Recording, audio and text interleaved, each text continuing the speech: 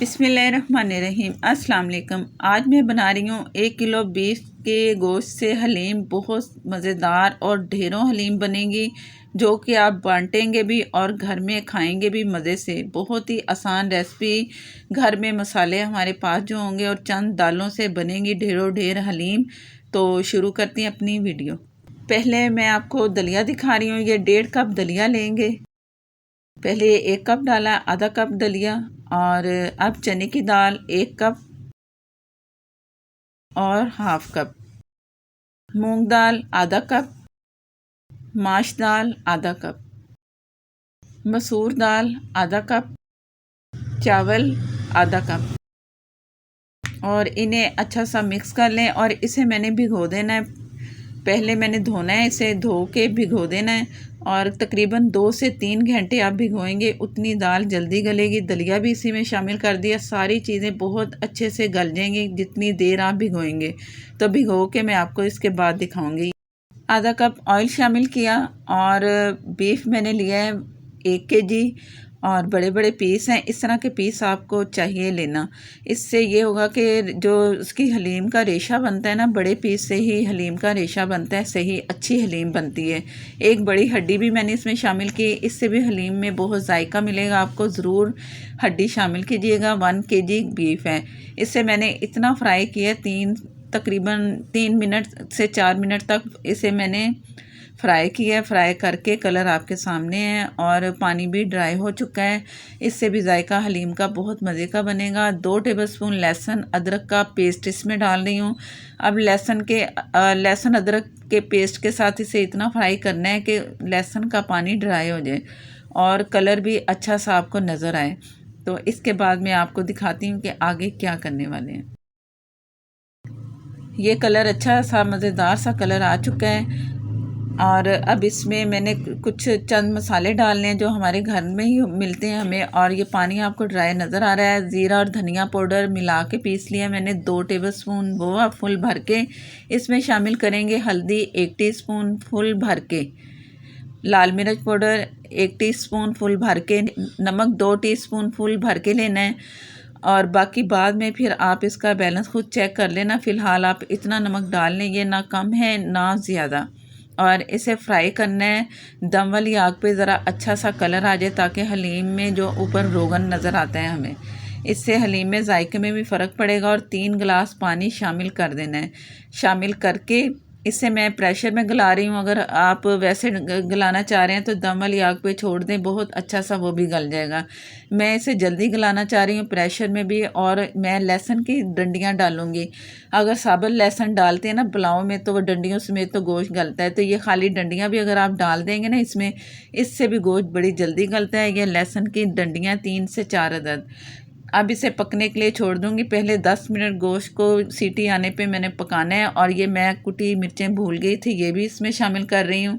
और इसके बाद जैसे 10 मिनट सीटी चलेगी तो मैं दम वाली आग पे इसे पकने के लिए 15 से 20 मिनट छोड़ दूंगी। इसके बाद बहुत ही अच्छा सा गोश्त गल जाएगा। अब मैं आपको दाल दिखाती हूँ कि वो हमारी दाल कहाँ तक पहुँची। काफ़ी दाल फूल चुकी है। इसे मैंने 2 घंटे भिगोया और इससे ये होगा कि बड़ी जल्दी दाल गल जाएगी। इसे मैंने दोबारा धो के आपके सामने है। और इसमें कुछ मसाले हैं। नमक 1 टीस्पून, हल्दी इसमें शामिल करूँगी हाफ टी से कम, बस ये 2 मसाले इसमें जाएंगे, नमक और हल्दी।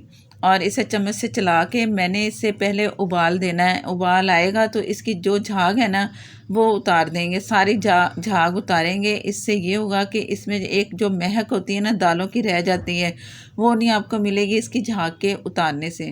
तमाम झाग आप इस तरह उतार दें, बिल्कुल ऊपर से साफ़ कर लें। और फिर इसे दम वाली आग पे मैंने पकने के लिए छोड़ देना जब तक दाल और दलिया वगैरह तमाम चीज़ें गल जाएं।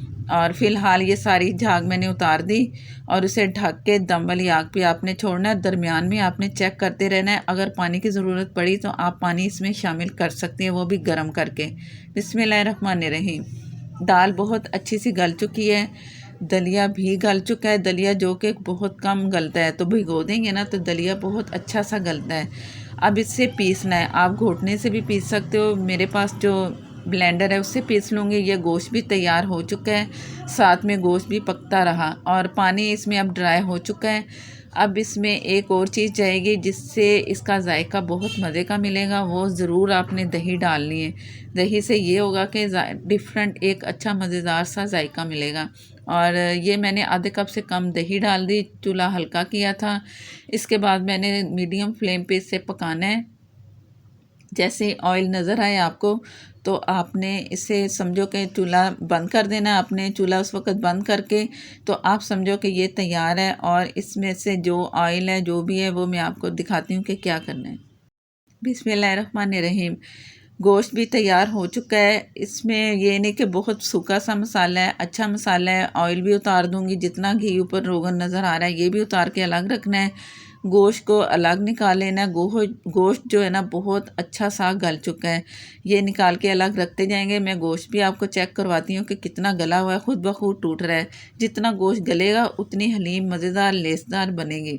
और ये इतना टूट रहा है कि मैंने हाथ लगाया तो टूटना शुरू हो गया है। तमाम गोश्त निकाल के ऑयल निकाल के चम्मच से, बल्कि फोक से आप इसे इस तरह अलग अलग करेंगे तो आसानी से आप इसे अलग अलग इसका रेशा रेशा कर सकते हो। कुछ आपको लगे कि नहीं हुआ तो हाथों से कर लें, मैं भी इसी तरह करूँगी। अभी गर्म है तो मैं गरम गरम को फोक से अलग अलग कर रही हूँ। इसके बाद मैंने हाथों से इसे करके तो इसमें फिर शामिल करेंगे। बिस्मिल्लाहिर्रहमानिर्रहीम। दाल को पीस लेंगे। दाल मैंने ठंडी कर ली है। दाल को जब भी पीसें ब्लेंडर हमारा ख़राब होगा तो दाल को आपने ठंडा करके फिर इसे आपने ब्लेंड करना है। इससे आपके ब्लेंडर को सेफ्टी मिलेगी। नहीं तो जो ब्लेंडर है गरम गरम दाल में, आप पकती हुई दाल में ब्लेंडर को इस तरह दाल पीसेंगे या कुछ भी पीसेंगे तो ब्लेंडर ख़राब होता है। तो ठंडा करके फिर आपने करना है। मैंने नीचे बड़ी परात जो होती है उसमें पानी डाल के ऊपर दाल रखी और ठंडी हो चुकी है। दाल पीस भी गई है और बहुत ज़्यादा अच्छी पीसनी है। दलिया जो है ना तो इसमें नज़र नहीं आना चाहिए। दाल पीस ली मैंने और इसमें क्या क्या जाना है वो डाल के दिखाती हूँ आपको। ये जो मसाला हमारे पास बचा था वो डाल देंगे। सारे का सारा ऑयल अलग रखा हुआ है और इसे भी मैंने मिक्स कर लेना है। अच्छा सा मिक्स करते जाएं, जो जो चीज़ें डालते जाएंगे। जो कसर दाल में होगी वो भी पूरी होती जाएगी। और ये गोश्त का जो जो रेशे थे वो भी मैंने हाथों से बहुत बारीक किए। जितना बारीक रेशा करेंगे उतना आपको घोटने में मुश्किल नहीं होगी। मेरे पास घोटना है तो घोटने से ये होता है कि बड़े आराम से ये घुट जाती है दाल या हलीम जो भी आप तैयार कर रहे होते हैं।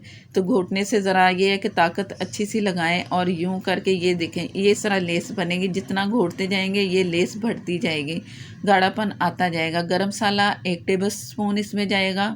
जायफल और जवतरी का पाउडर हाफ़ टी से थोड़ा कम।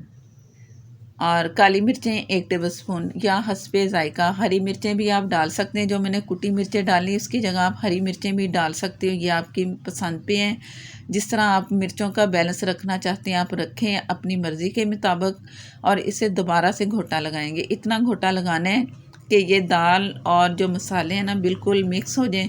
मिक्स कर दिए मैंने, काफ़ी घोटा लगा है तो ये दाल बहुत अच्छी सी हो चुकी है। और मैं इसमें ज़र्दा कलर डाल रही हूँ, इससे ये थोड़ा सा कलर और अच्छा आपको मिलेगा, जैसे कि परफेक्ट हलीम का होता है। वो भी मिक्स कर लिया और आप देख रहे हो कि हलीम कितनी अच्छी तैयार हो चुकी है। अब मैंने इसे 15 से 20 मिनट पकाना है ढक के दम वाली आग पे। उसके बाद डिश आउट करते हैं कि किस तरह का इसका जायका मिल रहा है। बिस्मिल्लाहिर्रहमानिर्रहीम। आप देख लो कि कितनी लेसदार बन चुकी है। खुशबू भी बहुत मज़े की आ रही है। जायके में इंशाल्लाह बहुत अच्छी होगी। न्याज पे बनाइए और मुझे रखें दुआओं में याद। चैनल पर नए हैं तो प्लीज़ मुझे सपोर्ट करने के लिए चैनल को सब्सक्राइब कर लें। साथ में जो बेल है ज़रूर प्रेस करें, उससे नोटिफिकेशन मिलेगा। ऑयल जो निकाला था वो भी डाल दिया। अदरक डाल दें, जो जो रिक्वायर्ड है आपको चीज़ें वो ऊपर डालें। डिश आउट करने के लिए हरी मिर्चें डाल दी। प्याज फ्राई करके डालना चाहें वो भी आप डालें। पुदीना डाल दिया। चाट मसाला डालना मत भूलें, उससे जायका बहुत मज़े का मिलता है, ज़रूर डालिएगा। और नान के साथ खाएं या चम्मच से, लीमू के साथ खाएं। मज़ेदार सी हलीम और कितनी ये लेसदार, इतनी कि चम्मच से नहीं छूट रही। ज़रूर ट्राई कीजिएगा। फेसबुक पर हैं तो लाइक कर दें, शेयर कर दें प्लीज़, हो सके तो फॉलो कर लें। और नेक्स्ट वीडियो तक के लिए मुझे दें इजाज़त। अल्लाह हाफिज़।